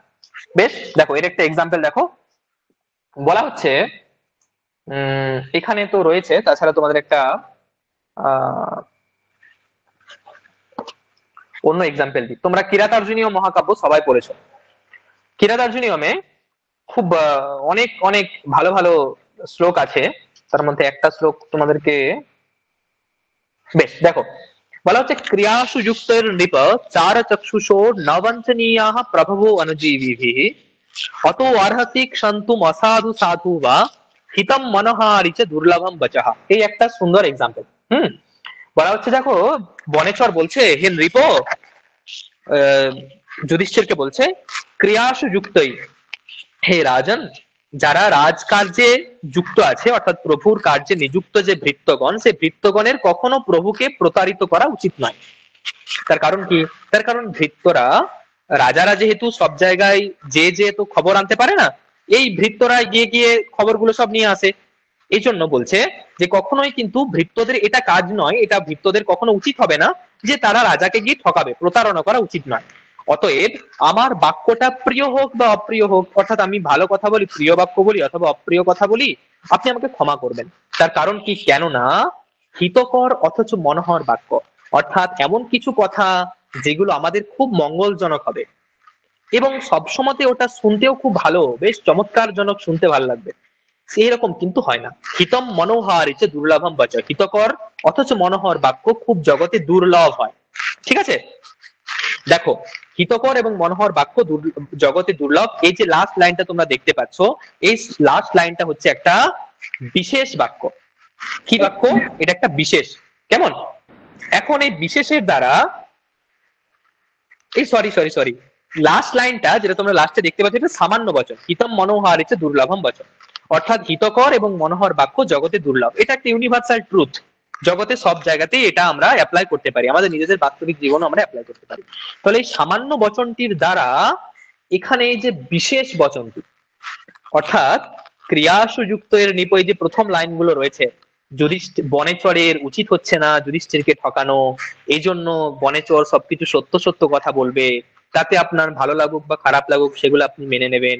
এই যে পার্টিকুলার আমাদের গ্রন্থের কনটেক্সটটা, যেটা বিশেষ, আমাদের একটি গ্রন্থের জন্য বিশেষ, এটাই এই কনটেক্সটটাকে সাপোর্ট করছে হিতম মনোহর দুর্লভম বচঃ, এই সামান্য বচনটি। ঠিক আছে, তাহলে সামান্যের দ্বারা বিশেষের সমর্থন করা হচ্ছে বলে এখানে কোন অলংকার হয়েছে? বলো কোন অলংকার হয়েছে? অর্থান্তরন্যাস অলংকার হয়েছে। এরকম দেখবে আরো এক্সাম্পল আছে, বৃহৎ সহায় কার্যান্তম সদিয়ানপি গচ্ছতি সম্ভূয় অম্ভোতিমভ্যেতি মহানদ্যা নগাপগা। শিশুপাল বধে এরকম একটা পংক্তি পাওয়া যায় যে নিতান্ত ক্ষুদ্র ব্যক্তিও মহান ব্যক্তিদের সহায়তাতে খুব দুষ্কর কাজও করে ফেলতে পারে। যেমন ভাবে পার্বত্য নদী মহানদীর সাথে মিলিত হয়ে দূর সিন্ধুতে পৌঁছায়, তাহলে পার্বত্য নদীগুলো মহানদীর সাথে মিলিত হয়ে দূরে সিন্ধুতে পৌঁছাতে পারে।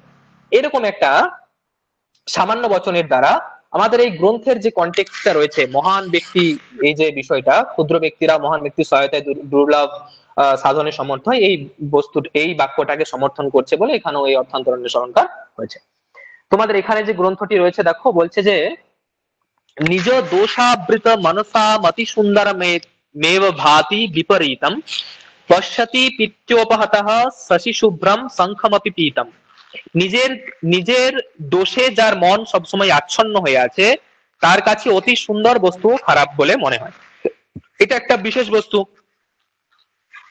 না, নিজের দোষে যার মন আচ্ছন্ন তার কাছে অতি সুন্দর বস্তু খারাপ বলে প্রতিপাদিত হয়।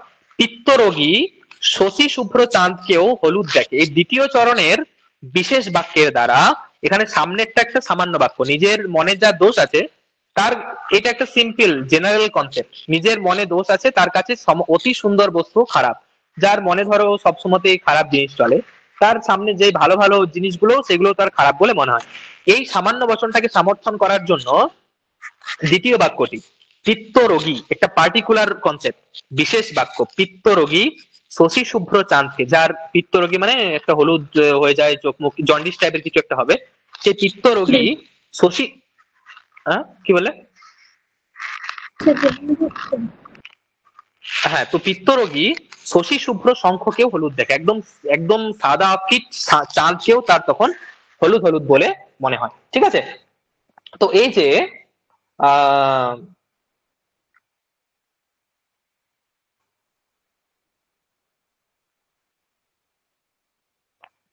হ্যাঁ, তো এই যে সামান্য দ্বিতীয়, এই যে দ্বিতীয় চরণের বিশেষের দ্বারা প্রথম বাক্যে সামান্য বচনটিকে সমর্থন করা হচ্ছে বলে এখানেও কি অলংকার হয়েছে, অর্থান্তরণের অলংকার হয়েছে। ঠিক আছে, তো এই হলো মূলত একটা, তোমাদেরকে আমি অন্য জায়গার সামান্যের দ্বারা বিশেষের এক্সাম্পল শোনালাম কিরাতার্জুনিয়ামে, আর এখানে তোমরা একটা বিশেষের দ্বারা সামান্যের এক্সাম্পল পেলে।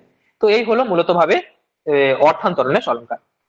এরপরে আরেকটা অলংকার বলেই আমি আজকে সম্ভবত শেষ করব, সেটা হচ্ছে যে বিভাবনা অলংকার। দেখবে তোমরা প্রায়শই ক্লাসের মধ্যে আহ ক্রিয়া বিভাবনা অলংকারের এবং বিশেষোক্তি অলংকারের, এই দুটো অলংকারের এই পরীক্ষায় কিন্তু কোশ্চেন প্রায়শই চলে আসে। বিভাবনা অলংকার কাকে বলে, তার লক্ষণ দেওয়া হয় ক্রিয়ায়াহ প্রতিষেধে অপি ফলব্যক্তির বিভাবনা। ক্রিয়া শব্দের দ্বারা এখানে মূলত কারণকে বোঝানো হচ্ছে। ঠিক আছে, অর্থাৎ যেখানে কারণের অভাবে, মানে বিশেষ কোনো কারণ নেই, কারণ ছাড়াই যেখানে কার্যের উৎপত্তি বর্ণনা করা হয়। ঠিক আছে, যেখানে বিশেষ কোনো কারণ নেই, কারণ ছাড়াই যেখানে কার্যের উৎপত্তির কথা দেখানো হয়, তখন তাকে কোন অলংকার বলা হবে, কারণ ছাড়া কার্যের অলংকার বলা হলে বিভাবনা অলংকার হবে। ঠিক আছে, কারণ ছাড়া কার্য যদি বর্ণনা করা হয়, যেমন ধরো সুরাপান বিনা মত্ততা তনু মনে, সীমাহীন শোভা দেহে বিনা আভরণে, একটা সুন্দর বাংলা কবিতা শোনা। সুরাপান বিনা মত্ততা তনু মনে, মদ খায়নি, সুরাপান করেনি, কিন্তু তাও তার গোটা শরীরে তনু মনে কি রয়েছে এখন, মত্ততা। তারপরে বলছে সীমাহীন শোভা দেহে বিনা আভরণে, কোন আভরণ পরেনি অথচ তার শরীরে গোটাই শোভা, সীমাহীন শোভা। তারপরে আছে বালা নহে আর যৌবন তার জীবনে উঠেছে জেগে। যাই হোক, এই যৌবন তার শরীরে এই শোভাগুলোর কারণটা এখানে উল্লেখ করে দিয়েছে। এই জন্য এটা দুই প্রকারের হয়, একটা উক্ত নিমিত্ত বিভাবনা যেখানে কারণ লাস্টে একটা উল্লেখ করে দেওয়া হয়, আর একটা অনুক্ত নিমিত্ত বিভাবনা যেখানে কারণ লাস্টে উল্লেখ করা হয়নি। বাট সেই দিকে আমাদের এখন দৃষ্টি রাখতে হবে না। এখন আপাতত প্রথম যেই কথাটি আমরা বলছিলাম, যে প্রসিদ্ধ কারণ থাকা সত্ত্বেও যদি কার্য উৎপন্ন না হয়, ঠিক আছে, বিনা ক্রিয়ার অর্থাৎ প্রসিদ্ধ কারণের অভাবে যখন কার্যের উৎপত্তি হয়ে যায়, তখন তাকে বিভাবনা অলংকার বলে। আমি একটা ভুল লাইন বললাম, আগেরটা ওটা নয়। প্রসিদ্ধ কারণের অভাবে যেখানে ফলের উৎপত্তি দেখানো হয় তাকে বিভাবনা অলংকার বলে। তাহলে সুরাপান বিনা মত্ততা হওয়ার একটা প্রসিদ্ধ কারণ হচ্ছে সুরাপান করা, এখানে সুরাপান ছাড়াই যেহেতু মত্ততা দেখানো হচ্ছে বলে এখানে বিভাবনা অলংকার হয়েছে। ঠিক আছে, তো এরকমই বিনা মেঘে বজ্রাঘাত অকস্মাৎ ইন্দ্রপাত, বিনা বাতে নিভে গেল মঙ্গল প্রদীপ। আশুতোষের মৃত্যু উপলক্ষে লেখা একটা কবিতা, বিনা মেঘে বজ্রপাত। দেখো বজ্রপাত একটা কার্যের বর্ণনা করা হচ্ছে, ফলের উৎপত্তি হচ্ছে, বজ্রপাত হচ্ছে, কিন্তু মেঘ নেই, বিনা মেঘে বজ্রপাত। অকস্মাৎ ইন্দ্রপাত, বিনা বাতে নিভে গেল, বায়ু ছাড়াই নিভে গেল মঙ্গল প্রদীপ। প্রদীপ নিভে গেল মানে একটা কার্য হলো, কিন্তু তার জন্য প্রসিদ্ধ কারণ কি, হাওয়া থাকতে হবে, বায়ু নেই। এইরকমই যখন কোনো প্রসিদ্ধ কারণ ছাড়া কার্যের উৎপত্তি দেখানো হয়, তখন তাকে কোন অলংকার বলে, বিভাবনা অলংকার। বা তখন তাকে বিভাবনা অলংকার বলে। দেখো এর একটা এক্সাম্পল তোমাদের এই বইয়ে, কাব্যপ্রকাশ বইয়ে আছে, সেটা হচ্ছে যে এটা কুসুমিত লতাভি রহতাপ্যধত্ত রুজমলিকুলৈরদৃষ্টাপি পরিবর্ততে স্ম নলিনী লহরীভিঃ অললিতাপ্যঘূর্ণতসা। অর্থাৎ কুসুমিতা লতার দ্বারা আহত না হয়েও, কুসুমিত লতার দ্বারা আহত না হয়েও সেই নায়িকা ব্যথা পাচ্ছিল। লতার দ্বারা আহত হলে ব্যথা পেতে পারে, বাট আহত হচ্ছে না, সে তাও ব্যথা পাচ্ছে। ভ্রমরদের দ্বারা দষ্ট না হয়েও সে ঘুরে গিয়েছিল, কারোর দ্বারা দষ্ট হয়নি, তাও সে ঘূর্ণিত হচ্ছিল সে। তারপরে বলছে কমলিনী যুক্ত তরঙ্গের ঘূর্ণনে না পড়েও সে ঘুরছিল। এখানে দেখো প্রসিদ্ধ যে কারণগুলো হয়, যার দ্বারা ঘুরে যায়, ব্যথা পায়, ঘূর্ণিত হয়, এসব যেগুলো হয়, সেগুলোর কোনো প্রসিদ্ধ কারণগুলোর উল্লেখ নেই, কিন্তু কার্যগুলোর উল্লেখ করা হয়েছে। তার জন্য এখানে বিভাবনা অলংকার হয়েছে। হুম। কে একটা হাত তুলেছে? রুবিয়া হাত তুলেছো, বলো কি বলছো? স্যার বলছি যে ওই অর্থন্তরণাস অলঙ্কার আপনি বললেন না যে সামান্যের দ্বারা বিশেষ, বিশেষের দ্বারা সামান্য, ওখানে তো আরেকটা হয় যেটা ওই কার্যের দ্বারা অনেক কারণের হয়, দ্বারা। অনেক অনেক অনেক হয়। মানে কাব্য প্রকাশকার ওগুলোকে বলেননি বলে তোমাদেরকে বললাম না, কিন্তু 8 প্রকারের অর্থান্তরণ আছে। কার্যের দ্বারা কারণ, কারণের দ্বারা কার্য, বিশেষের দ্বারা সামান্য, সামান্যের দ্বারা বিশেষ। তারপরে তোমার হচ্ছে যে হ্যাঁ, এরকমই, মানে বিশেষের দ্বারা সামান্য, মানে এই 4টে যেগুলো বললাম এগুলো আবার সাধর্মমুখী এবং বৈধর্মমুখী, এরকম টোটাল করলে 8 প্রকারের হয়। ঠিক আছে? তো তার মধ্যে কাব্য প্রকাশকার কেবলমাত্র এই দুটোরই কথা বলেছেন, সামান্যের দ্বারা বিশেষ এবং বিশেষের দ্বারা সামান্য। কেমন?